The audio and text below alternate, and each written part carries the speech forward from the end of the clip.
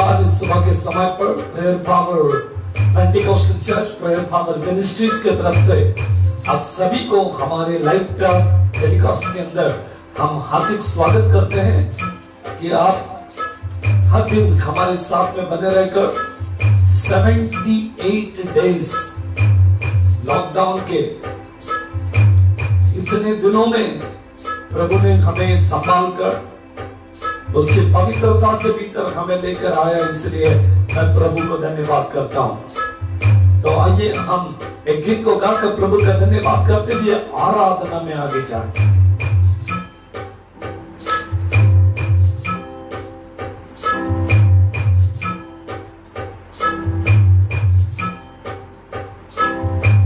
मसीह तो हमको बचा ले, गुनाहों से छुड़ा ले, टूटी हुई है ये नैया, मसीहा तो पार लगा दे, मसीह तो हमको बचा ले।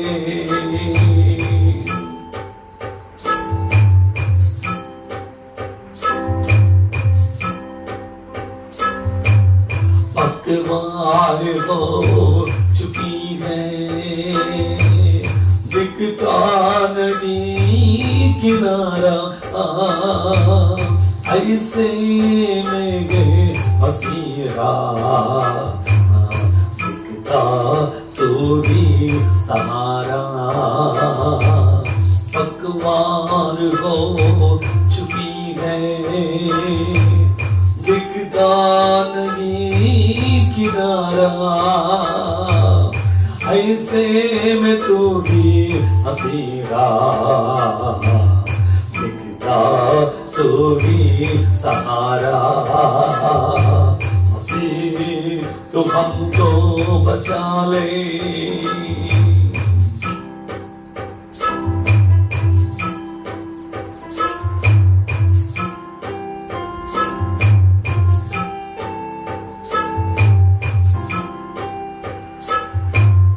हिम्मत आ रही है, छा रहा अंधेरा, ऐसे में तू भी मसीहा, एक दो ही है सितारा। हिम्मत आ रही है, छा रहा अंधेरा, ऐसे में तू भी मसीहा, एक तू ही है सितारा। मसीह तू हमको बचा ले।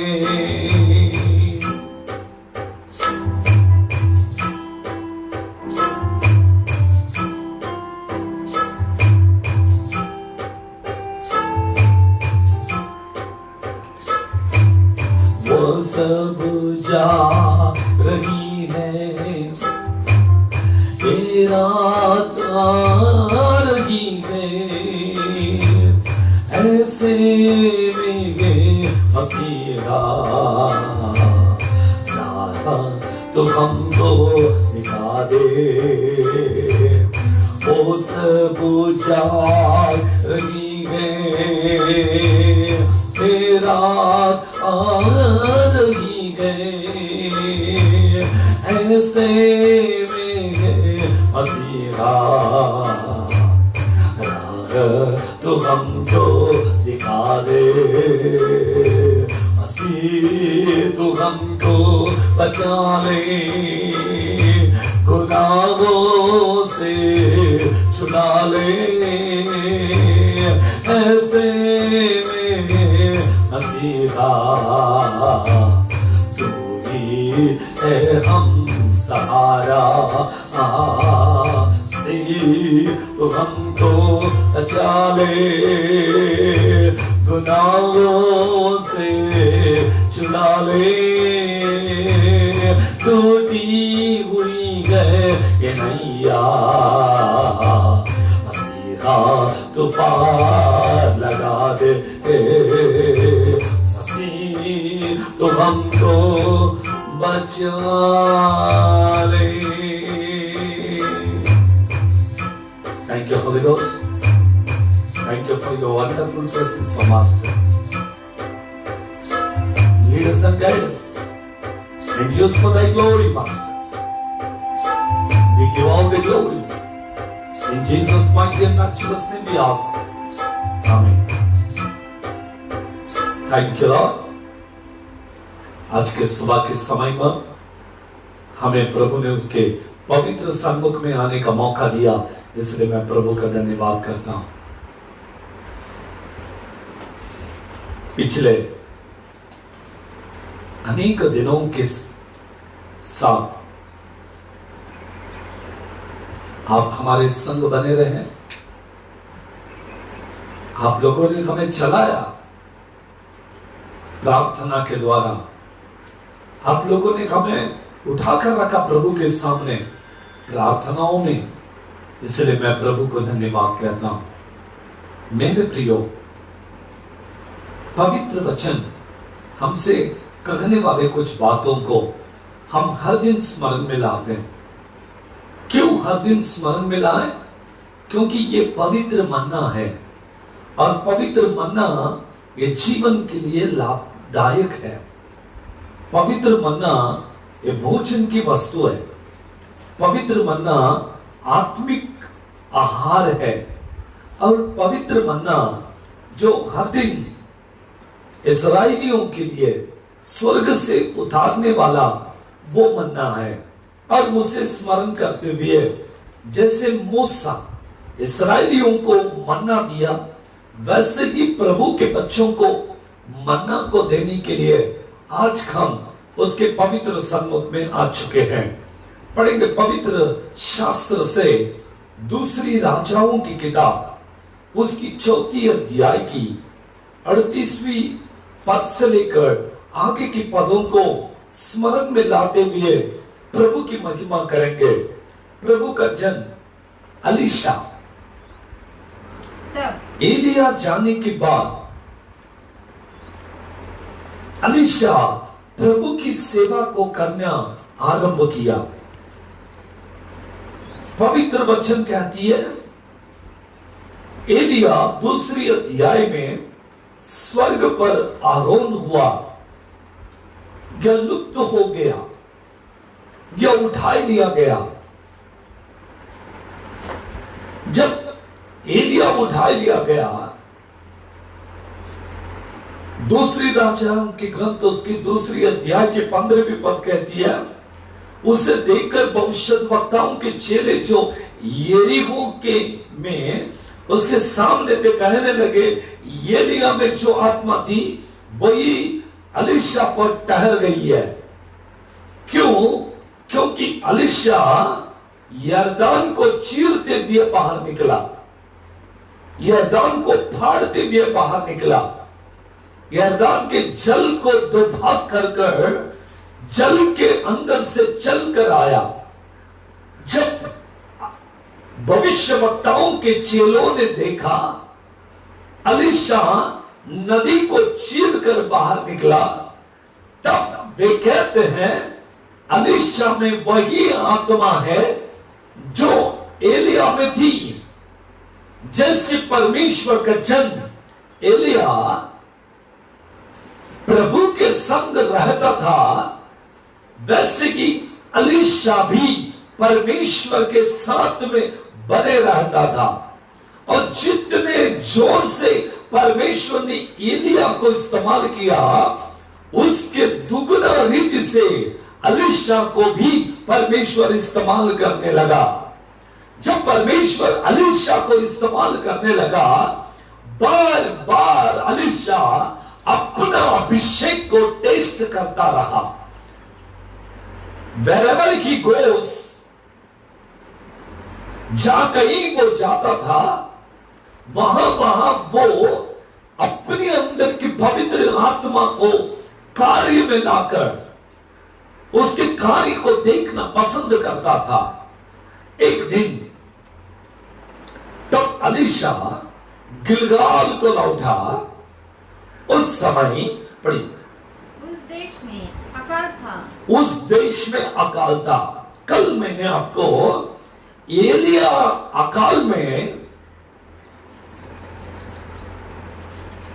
एक गांव में जाकर सारेपात के गांव में एक विधवा के घर में रहने लगा। अभी आज एलीशा के काल का एक अकाल को हम देखेंगे।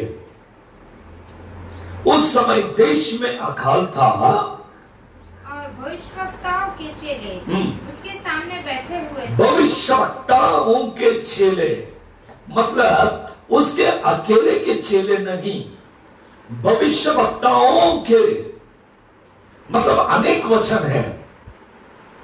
यहां पर हमने इसलिए मैंने आपको वो वचन दिखा है। तभी दूसरी राजाओं दूसरी अध्याय का 15 वचन में उसे देखकर भविष्यवक्ताओं के चेलों ने मतलब उस गांव में बहुत सारे भविष्यवक्ता रहते थे। बाइबल कहती है जब एलीशा उठा लिया जाने के लिए तैयार था एलिया, उस समय दूसरी अध्याय के 3 पद में लिखा है और बेतेलवासी भविष्यवक्ताओं के चेले एलीशा के पास आकर कहने लगे, क्या तुझे मालूम है आज यहोवा तेरे स्वामी को तेरे पास से ऊंट पर उठाकर लेकर जाने वाला है। मतलब वहां पर एलिया अकेला भविष्यवक्ता नहीं था और भी भविष्यवक्ता थे। अब उनके चेले आकर एलीशा से कहने लगे कि तेरा मालिक आज जाने वाला है। द सेम वे यहां पर भी एलीशा आत्मा से मामूल होकर एलीशा आत्मा में जब चलने लगा, उस समय भविष्यवक्ताओं के चेले एलीशा के पास आए। एलीशा आत्मा में मामूल था। एलीशा प्रभु के सामने समर्पित था। एलीशा परमेश्वर के संग चलने का अनुभव को रखता था। चेले दूसरे भविष्यवक्ताओं के चेले भी एलीशा को मिलने के लिए आया करते थे। भले के चेले दूसरे भविष्यवक्ताओं के हैं, परंतु वे तो सब एक ही परमेश्वर को मानते हैं। एक भविष्यवक्ता नहीं था इस्राएल और यहूदियों के लिए, परंतु इस्राएली जन के अंदर प्रभु को चाहने वाले बहुत भविष्यवक्ताएं थे। उनके चेले अकाल के दिन एलीशा के पास आए। पढ़ेंगे। और उसने अपने सेवक से कहा, हंडा चढ़ाकर भविष्यवक्ताओं के चेलों के लिए कुछ पका। तब उसने अपने सेवक से कहा, एक हंडा चढ़ा दे और भविष्यवक्ताओं के चेलों के लिए कुछ पका लो। सेवक कहते, गुरु अकाल है और इन अकाल में हमें भोजन की वस्तु कहां से मिलेगी? Where we can found food for them? हम उनके लिए कहां से भोजन का प्रबंध कर सकते हैं? कहां हम ढूंढेंगे? तब एलीशा कहता, एक हंडा चला दो पकाने के लिए और तुम जंगल में जाकर साग के पत्ते तोड़कर लेकर आओ। पढ़िए। तब कोई मैदान में साग तोड़ने गया। तब कुछ लोग मैदान में साग के पत्ते तोड़ने गए। और कोई साग के पत्ते तोड़ने गए। हाँ। और कोई जंगली लता पाकर हाँ। अपनी अंकुआर पर भर जंगली फल तोड़ ले आया। और कुछ लोगों ने उसमें साग की पत्तों के साथ में जंगली पत्ते भी तोड़कर लेकर आया। पता ही नहीं चला, सब पत्ते सेम सेम है। इसलिए साग को तोड़ते तोड़ते वो पत्तों की बाजी बनाने के समय पर साग के साथ कुछ कुछ जंगली पत्ते भी लेकर आए। एक दिन यीशु मसीह चेलों से बातें करते हुए कहा, किसी किसान ने अपने खेत में बीज बोने के लिए निकला। जब वो बीज को बोया तो रात में दुश्मन शत्रु आकर वहां पर जंगली बीज को बोकर गया। मालिक ने अच्छा बीज को बोया और शत्रु शैतान मतलब दुश्मन ने रात में जंगली बीज को बोकर चला गया। सेवक लोग आकर इस मालिक से कहने लगे, अभी अभी छोटे छोटे पौधे आए हैं, अगर आपने हमें कह दी तो हम इन गेहूं के दानों से जंगली पेड़ को हटाकर फेंक देंगे। गेहूं के पेड़ भी उग रहे हैं, उसके साथ साथ जंगली पेड़ भी उग रहे हैं। तो उसके शिष्य ने सेवकों ने कहा, क्या हम उसे तोड़ेंगे? तब मालिक ने कहा, लेट देम ग्रो, उन्हें बढ़ने दीजिए। जब ग्रो हो जाएगा, जो गेहूं का पेड़ है, जो गेहूं का फसल है, वो गेहूं को उत्पन्न करेगी। परंतु जब जंगली पेड़ बड़े हो जाएंगे, फसल आएगा, उसमें जंगली के जो पेड़ हैं उसमें जंगली दाने लगेंगे। उसके फल के साथ उसको पहचाना जाएगा और गेहूं जो है उसके फल को देखकर पहचाना जाएगा और दोनों अलग किए जाएंगे। निकालने के समय पर दोनों को निकाला जाएगा। जंगल के जो पत्ते हैं, जंगली जो पेड़ है, उसे अलग डाले जाएंगे। उसके बाद में जो गेहूं है वो खत्ते में जमाया करे जाएगा और जो जंगली है वो आग में झोंका जाएगा। इसकी पहचान इस रीति से होती है। परंतु बाइबल कहती है, इन्होंने सांप के पत्तों को तोड़ते समय सांप के पत्तों के साथ साथ जंगली पत्ते भी तोड़ के लेकर आए। और जब वे तोड़कर लेकर आए, उस समय परमेश्वर का जन एलीशा उनसे दूर था। दूर में बैठकर वो दुआओं में प्रभु के संग बना हुआ था। बाइबल कहती है, उन्होंने सांप के पत्तों के साथ जंगली लता पाकर अपनी अंकवान भरी जंगली फल तोड़ लाए। आगे, और फांक फांक करके पकने के लिए हंडे में डाल दिया। फांक फांक करके पकने के लिए हंडे में डाल दिया। और वे उसको न पहचानते थे, क्योंकि वे लोग उस पत्ते को, उस साग को पहचानते नहीं थे। ठीक है, यदि साग को नहीं पहचानते, एटलीस्ट जंगली पत्तों को तो भी पहचानना था। इन लोगों को न कि जंगली पत्तों की पहचान है और न ही इनको साग की पत्तों की पहचान है। न इसको तोड़ना जानते, न उसको तोड़ना जानते।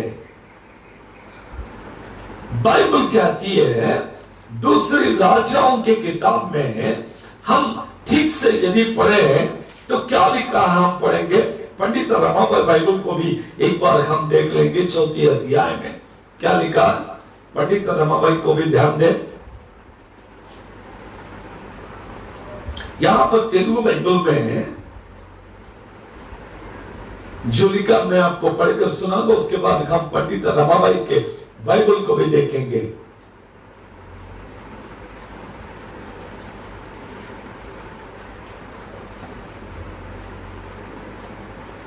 అయితే ఒకడు కూరాకులు ఏరుటకు పొలములో పోయి వెర్రి ద్రాక్ష చెట్టును చూచి దాని గుణమెరుగక దాని తీగలు తెంపి ఒడి నిండా తీసుకుని వచ్చి వాటిని తరిగి కూర కుండలో వేసెను।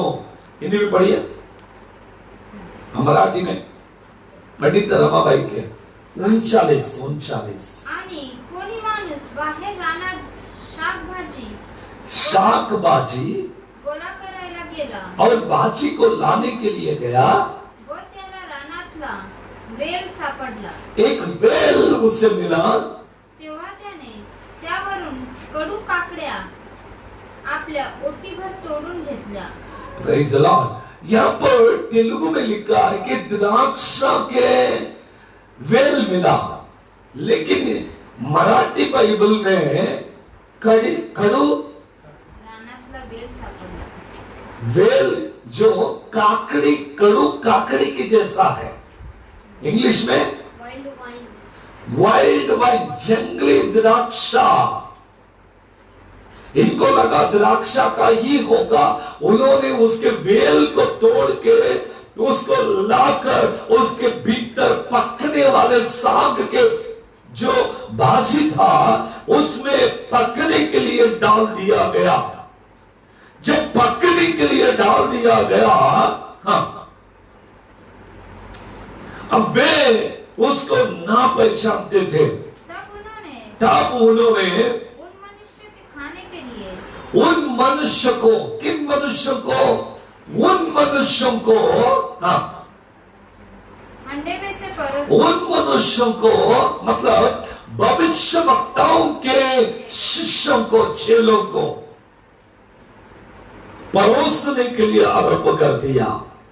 जब परोस रहे थे, खाते समय वे चिल्लाकर वो चिल्लाने लगे। क्या चिल्लाने लगे?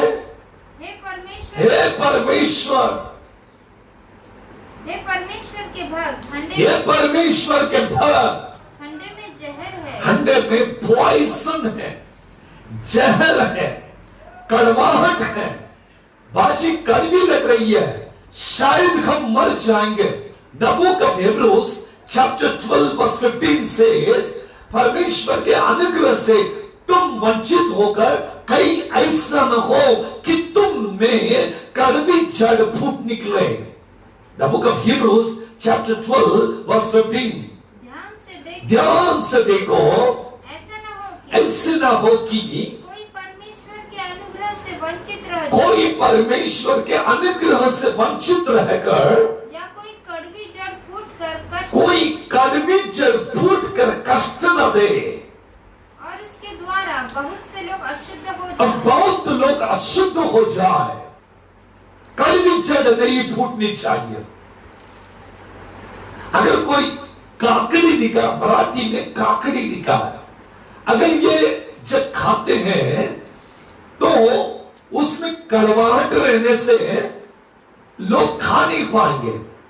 अदरवाइज खाने के लिए बहुत सुंदर होता है। वो मनुष्य कड़वी चीजों को नहीं खाता, क्योंकि हो सकती है कड़वाहट के भीतर जहर भी हो सकती है, क्योंकि जहर का टेस्ट है कड़वाहट।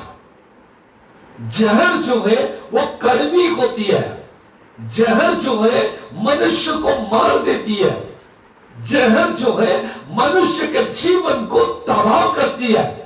जहर जो है मनुष्यों के अवयवों को नष्ट करती है। इसलिए सेवक लोग एलीशा को देखकर चिल्लाने लगे और कहने लगे, स्वामी, हमारे भोजन में पूरा कड़वाहट है, विष है, खा नहीं सकते हम। जहरीली बन गई ये भोजन, इतनी कड़वी कि हम मुंह में भी नहीं रख सकते। जंगली द्राक्षा के वेल को उन्होंने तोड़कर लेके आया और साग के पत्तों की भाजी में उसने डालकर पकाया। खाने के लिए मजा आएगा, लेकिन जब खाने लगे तो वो इतनी कड़वी हुई कि वो खा नहीं सकते थे। वे चिल्लाकर एलीशा से कहते, एलीशा, ये क्या है? आपने हमें भोजन के लिए आमंत्रित किया, क्या आप ऐसे भोजन हमें देते कि हम कड़वा खाने को खाएं, हम कड़वी भोजन को ले? आगे को पढ़ेंगे। तब एलीशा ने कहा, अच्छा, कुछ मैदा ले आओ। कुछ ऐसा काम करो, आपके पास मैदा है, अकाल में सारेपात के विधवा के पास मुट्ठी पर मैदा था। यहां पर अलीशा जो अपना मालिक एलिया ने की थी, द सेम ट्रीटमेंट यहां पर किया जा रहा अकाल में। उनसे पूछा, क्या किसी के पास थोड़ा मैदा है? हाँ, मैदा ले आओ। तब उसने उसे हंडे में डालकर कहा। अब कुछ लोगों ने मैदा लेकर आए। अलीशा ने मैदा को अपने हाथ में ली। अब उस मैदा को उस हंडी में डाल दिया और कहा, उन लोगों के खाने के लिए परोस दे। हालेलुया। बस he didn't pray, उसने प्रार्थना नहीं की, उसने केवल मैदा को लिया और कड़वी भाजी में डाल दिया। इनफ। और कहा, उठाओ और उन्हें परोस दो। मुझे याद आती है जब यीशु मसीह हंडी में जल को भरने के लिए कहा। बुक ऑफ जॉन चैप्टर 2, काना के विवाह में हंडी में पानी भरने के लिए कहा। अब वो जब हंडी पानी से भरकर बहने लगी, तब यीशु ने जल को परोसने के लिए कहा। जल था, हंडी में जल था, और जल को पिलाने के लिए जब कहा तो जल द्राक्षा रस में परिवर्तित हो गया। जल द्राक्षा रस में परिवर्तित हो गया। परमेश्वर का जन का हाथ लगने से कड़वी साग की भाजी ये खाने का योग्य बन सकता है। ओनली वन टच, एक स्पर्श ही काफी है, केवल छूना ही काफी है। छूने से इनफ। बाइबल कहती है, the book of John chapter 3 verse 14, और जिस रीति से मूसा ने जंगल में सांप को ऊंचे पर चढ़ाया, उसी रीति से अवश्य है कि गिनती की किताब 21वीं अध्याय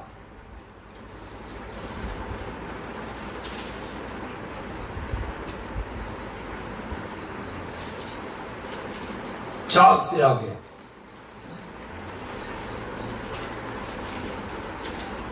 फिर उन्होंने होर पहाड़ से कूच करके लाल समुद्र का मार्ग लिया कि एदोम देश से बाहर बाहर घूम कर जाए, और लोगों का मन मार्ग के कारण बहुत व्याकुल हो गया। लोग बहुत व्याकुल हो गए थे, चल चल के थक चुके थे। इसलिए वे परमेश्वर के विरुद्ध बात करने लगे। परमेश्वर के विरुद्ध में बात करने लगे। और मूसा से कहा, तुम लोग हमको मिस्र में जंगल में मरने के लिए क्यों ले आए हो? तब वे लोग मूसा से कहा, मरने के लिए क्यों लेकर आए हैं मुझे, हमें यहाँ पर? यहाँ न तो रोटी है और न पानी, और हमारे प्राण इस निकम्मी रोटी से दुखित है। अतः यहोवा ने उन लोगों में तेज विष वाले सांप भेजे। यहोवा ने उन लोगों में तेज विष वाले सांप को भेजा। स्नेक्स, पॉइजन स्नेक्स, इतने डेंजरस सांप उनके बीच में आ गई।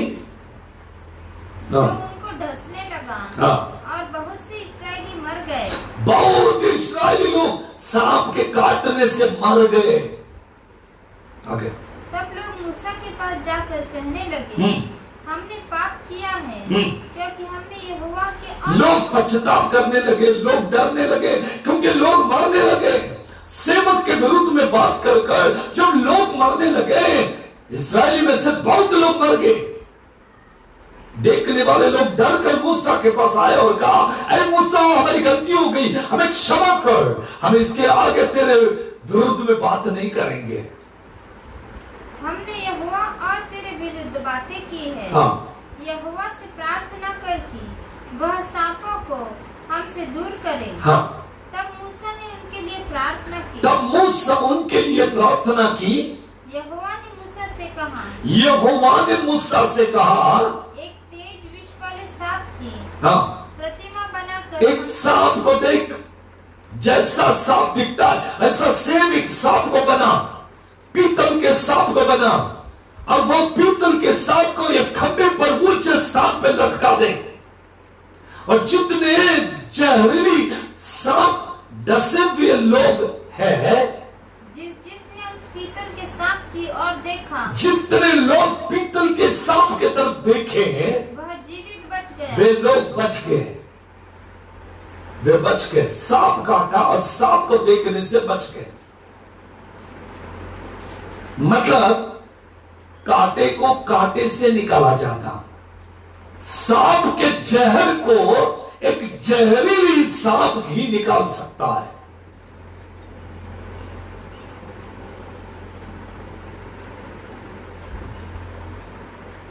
अलीशा उसके अंदर मैदा को डाला और कहा कि परोस दो जी, परोस दो, ताकि वे खाएं, ताकि वे अनुभव को करें। हाँ, पढ़िए पढ़िए 42। कोई मनुष्य 41 है। तब अलीशा ने कहा, अच्छा कुछ मैदा ले आओ। तब उसने हंडे में डाल दिया, उन लोगों को खाने के लिए परोसा गया। फिर हंडे में कुछ हानि की वस्तु ना लगी। Says that word कि वहां पर हंडे में कुछ भी हानि ना था। वन टच, मैंने कहा ना, वन टच। अलीशा का टच करने से इतना ताकत था कि जहर आशीष में बदल गया।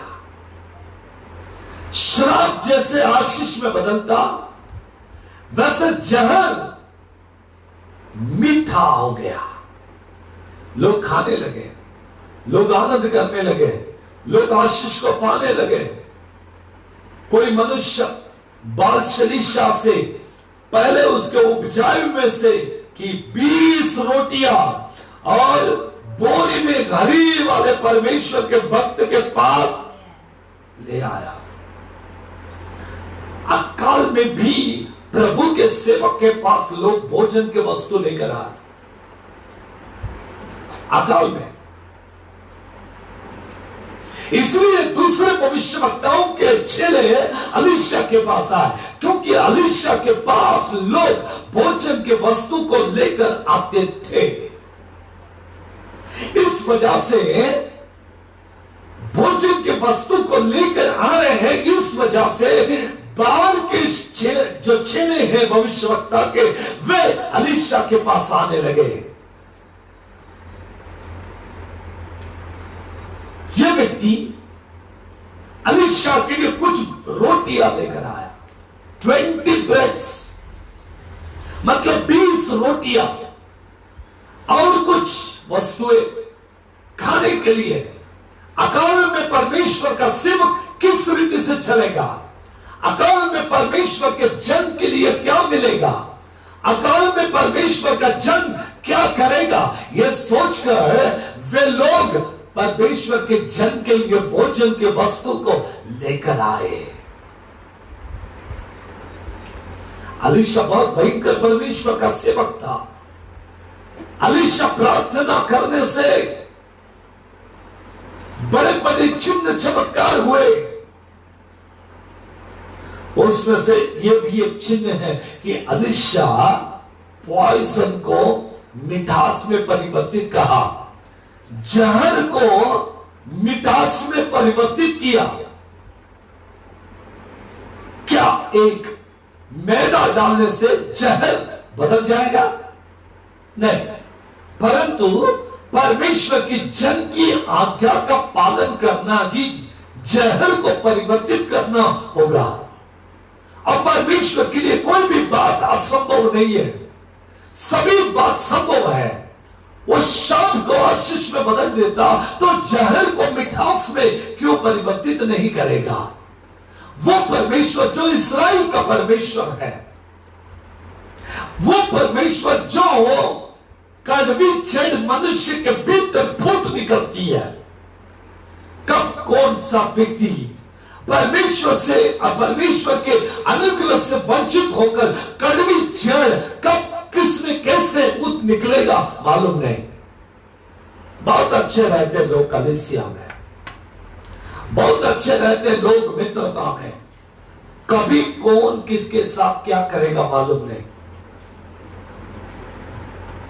पिछले 2-4 दिन पहले, एक सप्ताह हो गया होगा, मैंने एक न्यूज को पढ़ा, उसमें लिखा कि एक मित्र ने मित्र को मार दिया।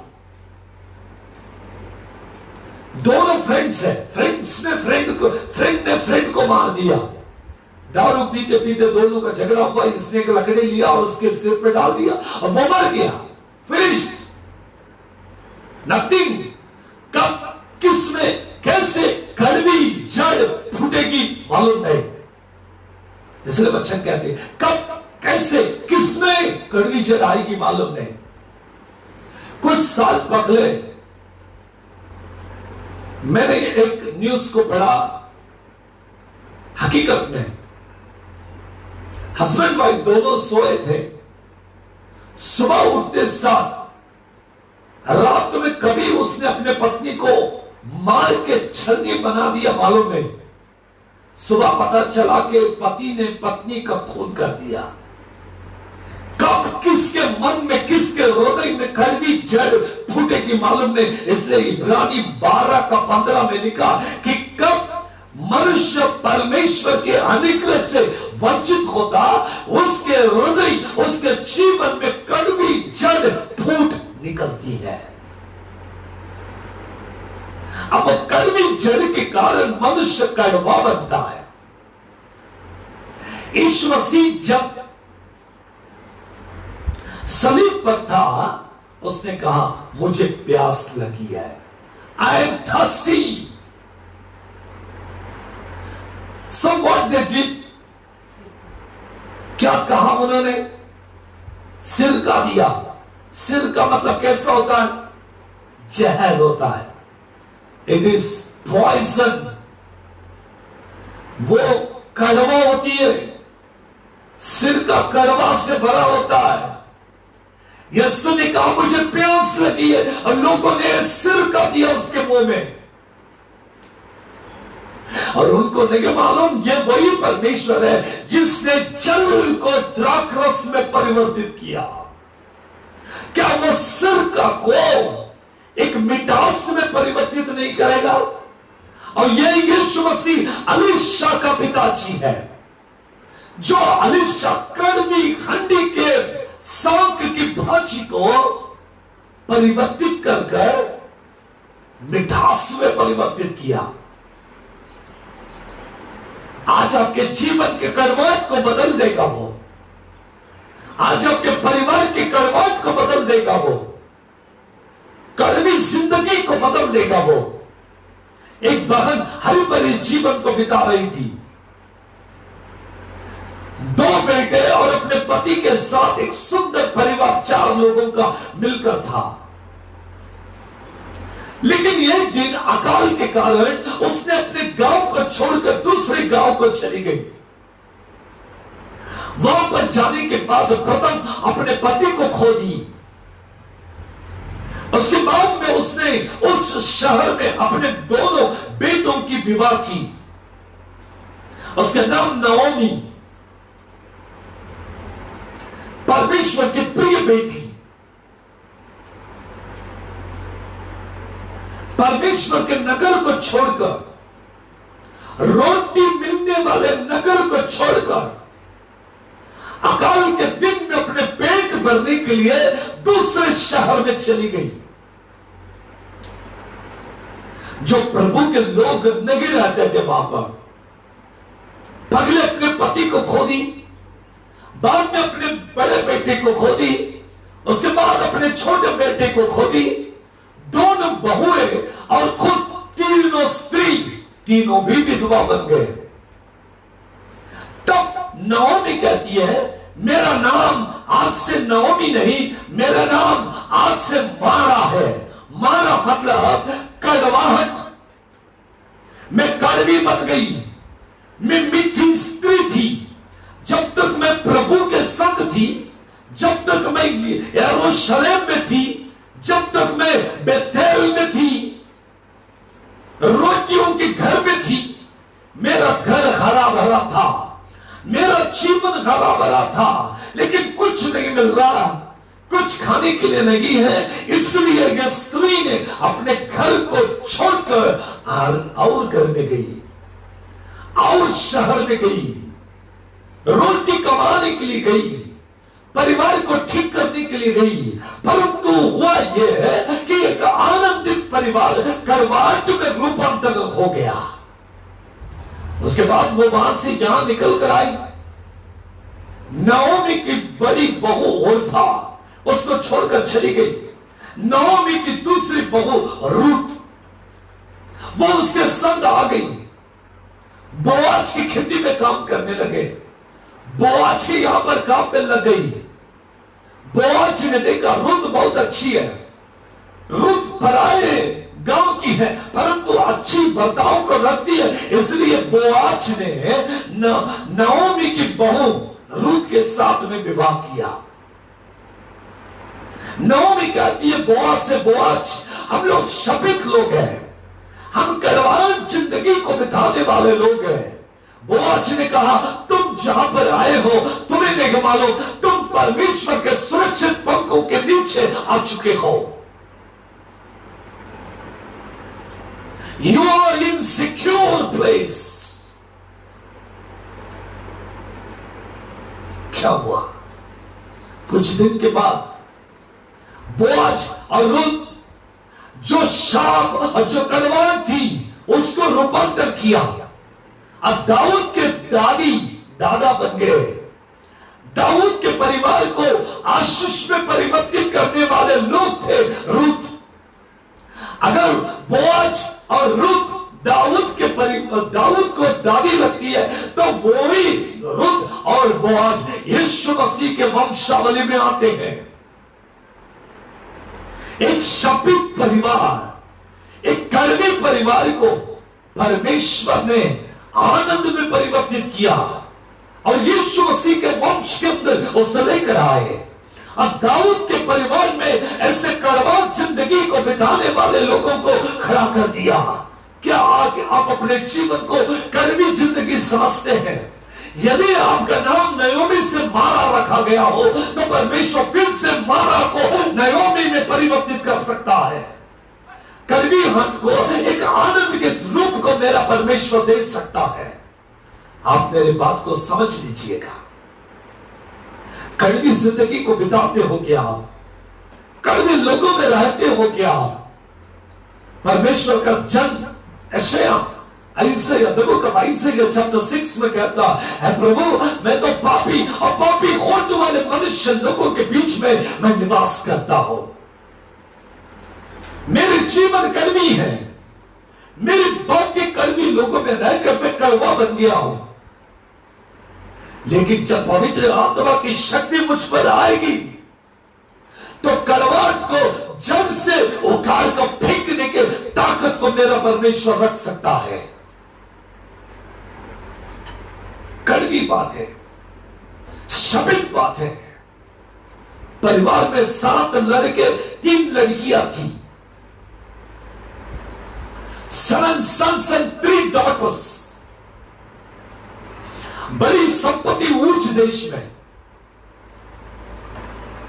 उनके जैसे संपत्ति किसी के पास नहीं थी, उनके जैसे माल किसी के पास नहीं था, उनके जैसे जीवन किसी के पास नहीं था, उनके जैसे नौकर किसी के पास नहीं थे, उनके जैसे काम करने वाले किसी के पास नहीं थे। उतने गाय, उतने बैल, उतने बकरी, उतनी संपत्ति उस देश में किसी के पास नहीं था। एक ही दिन उसकी सारी संपत्ति लूट ली गई। उसके 7 बेटे 3 बेटियां एक ही जगह की छत के नीचे घर के गिरने से 10 लोग जगह पर मर गए। 10 चिल्ड्रंस एक ही जगह पर मर गए।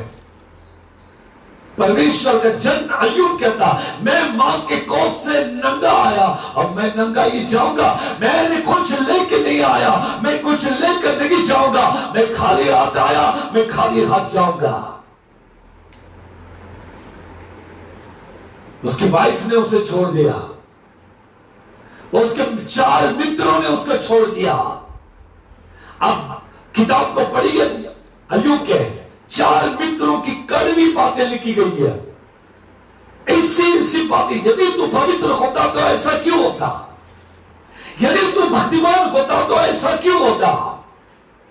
कभी देरी नहीं किए गए 4 लोग अय्यूब से मुंह खोल के बात करने की, क्योंकि अय्यूब सबसे धनवान व्यक्ति था। उसके 4 दोस्त अय्यूब से कठिन कठिन बातें करते हैं। अय्यूब के जीवन में क्वेश्चंस को निर्माण किए। जो अय्यूब हमेशा प्रेम भरी बातों को मित्रों से सुनता था, वही अय्यूब आज कड़वी बातों को उनके मित्रों के मुंह से सुनता है। आप अय्यूब के पूरी किताब को पढ़िए, पूरी किताब में एक ही बात है, 4 दोस्तों ने वार्तालाप की अय्यूब के साथ, कड़वी कड़वी बातें सुनी। Not only friends, wife also. उसकी पत्नी आकर कहती है, तू अब तक परमेश्वर को सराहता है, बस अब यहां पर रुक जा, तो परमेश्वर को शाप दे और तू मर जा। कड़वी बातों को सुनने का अनुभव रखने वाला व्यक्ति, कड़वी जिंदगी को अनुभव रखने वाला व्यक्ति अय्यूब, कड़वी जिंदगी में अपने जीवन को बिताने वाला परमेश्वर का जन अय्यूब। 40वीं अध्याय आइए पढ़ेंगे। परमेश्वर के वचन कहती है अय्यूब के ग्रंथ, जब परमेश्वर अय्यूब के पास आया, परमेश्वर ने अय्यूब की जिंदगी को देखा। उनके 38वीं अध्याय पहले वचन 38 वर्स 1, तब यहोवा ने अय्यूब को आंधी में से यूं उत्तर दिया। परमेश्वर अय्यूब से बातें करने लगा। परमेश्वर कहता है कि देख, मैंने तेरी प्रार्थना को सुनी।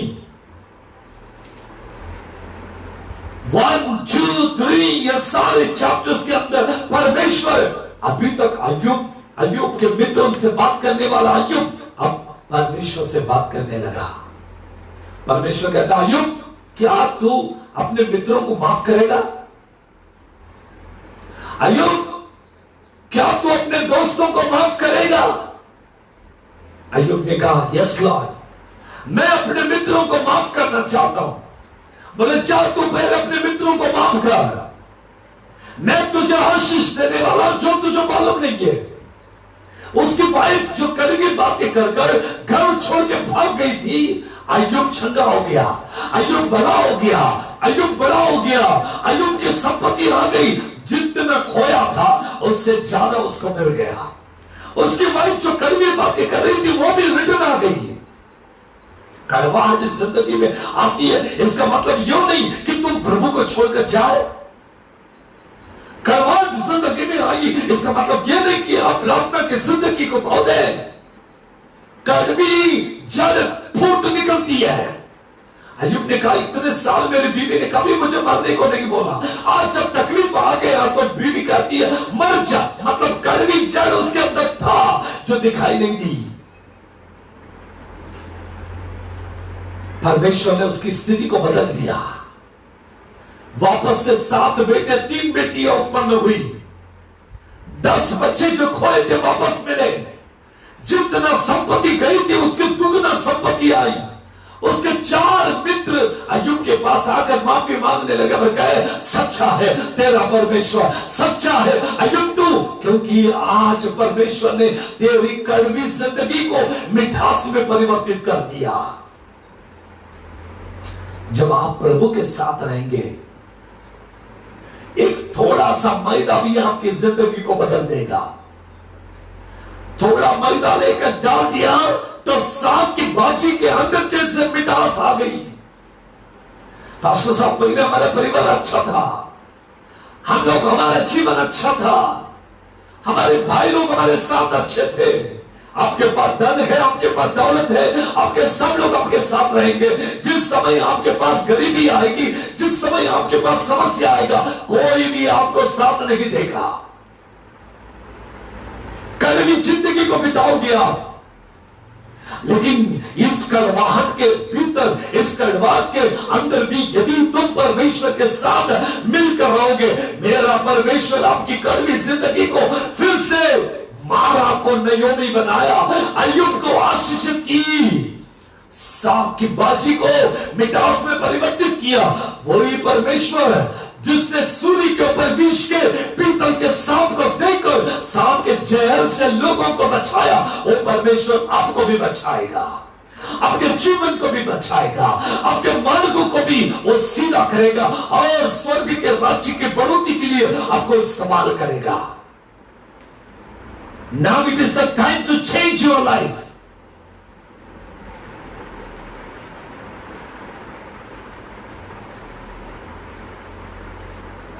Submit to Jesus.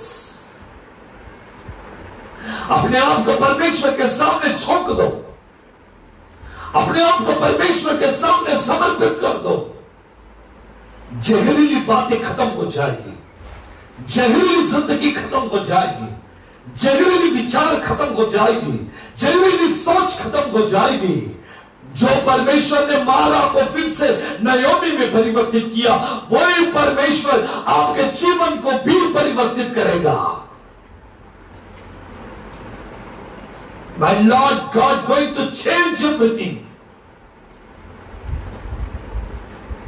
मेरा परमेश्वर सब कुछ परिवर्तित कर सकता है और कर रहा है। अपने आप को सौंप दो प्रभु को, अपने आप को सौंप दो यीशु को, अपने आप को सौंप दो मेरे राजा को, जो आपके जीवन में अद्भुत काम करने वाला है। जो भी खोया तुझ में ही पाऊंगा, तुझ में ही आनंद मनाऊंगा। जो भी मैंने खोया वो सब कुछ मैं पाऊंगा। जो भी खोया तुझ में ही पाऊंगा,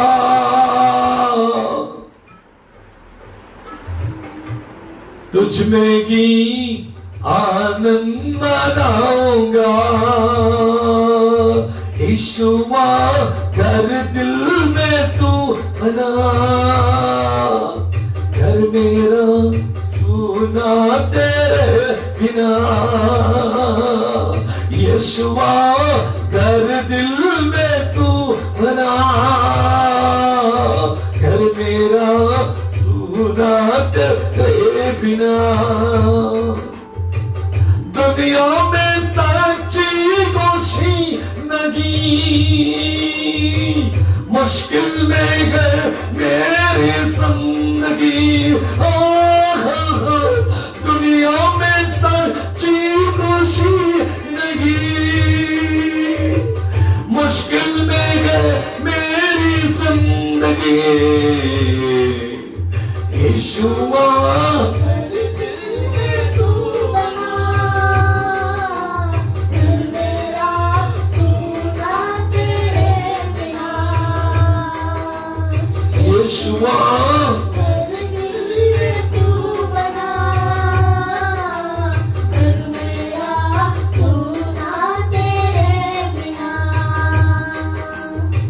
मैं ना जीवन को गवाऊंगा,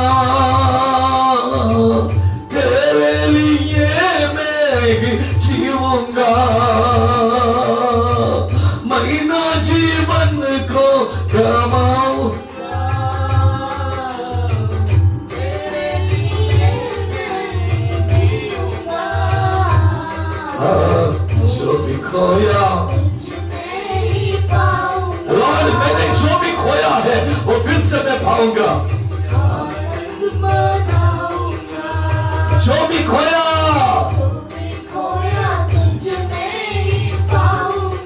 थैंक यू होली गोस्ट।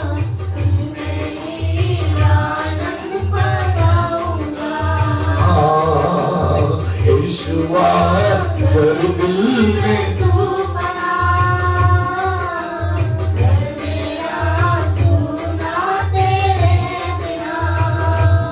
मैं कितने भी अच्छा जीता हूं लेकिन लोग मेरे साथ में अच्छे नहीं रहते। मैं कितने अच्छे जीवन को जी रहा हूं लेकिन कड़वाते मेरे जीवन। लोग मेरे साथ कड़वी जैसे बातें करते हैं।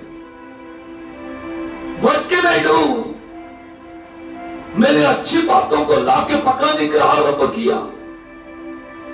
मैंने बच्चों को पाला पोसा बड़ा किया। Please read the book of Isaiah chapter 1. Says the Bible, the book of Isaiah chapter 1.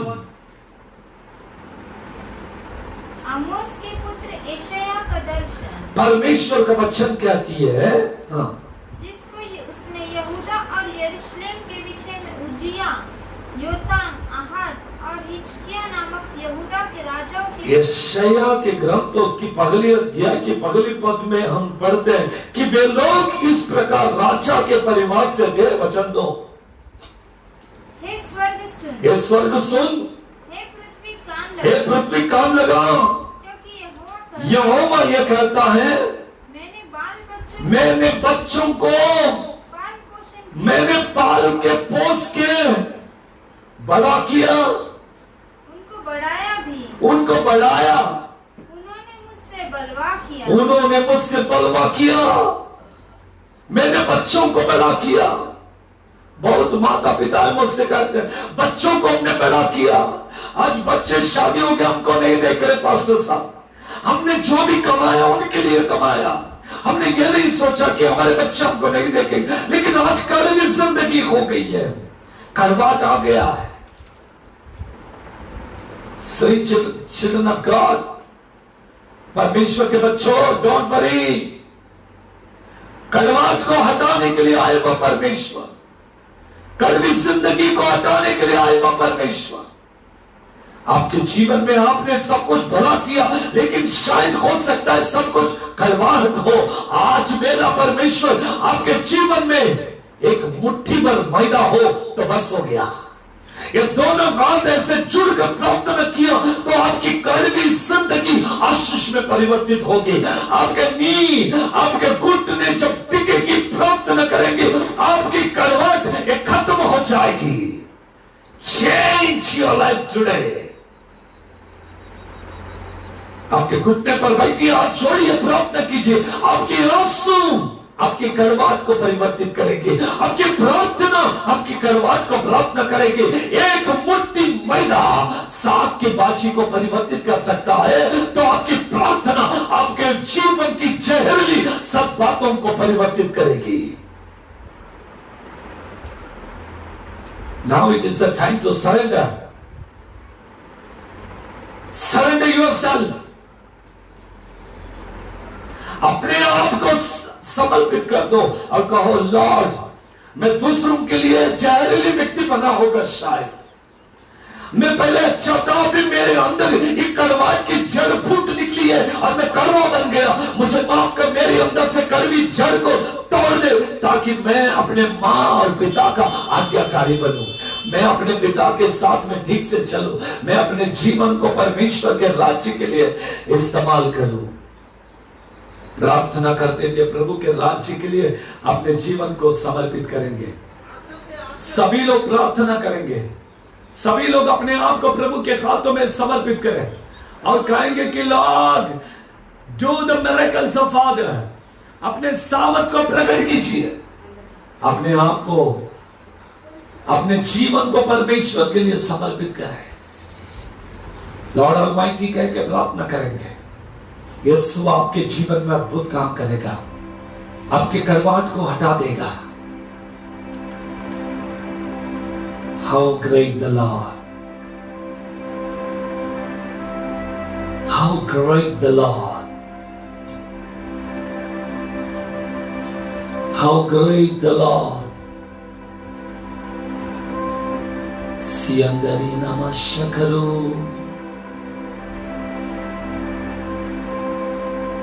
Riba siandara.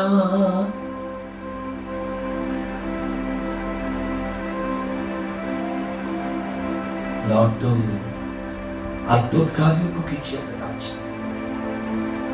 सभी जीवन को परिवर्तित करके आशीष करने वाला परमेश्वर, कड़वाहट को हटाकर आनंद में परिवर्तित करने वाला परमेश्वर, अद्भुत कार्यों को कीजिएगा।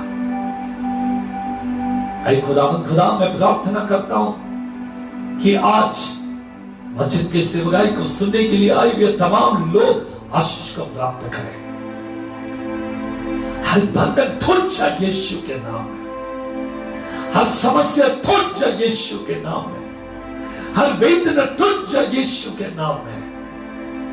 सुनने वाले हर एक व्यक्ति जीवन को पाए, सुनने वाले व्यक्ति आपकी महिमा करने के लिए, सुनने वाले हर एक व्यक्ति आपके सामर्थ को छक्कर देखने के लिए कृपा और दया कीजिए, अनुग्रह से मामूर कीजिए, शांति से मामूर कीजिए, जीवन से मामूर कीजिए, आपकी महिमा आपके सामर्थ को प्रकट कीजिए।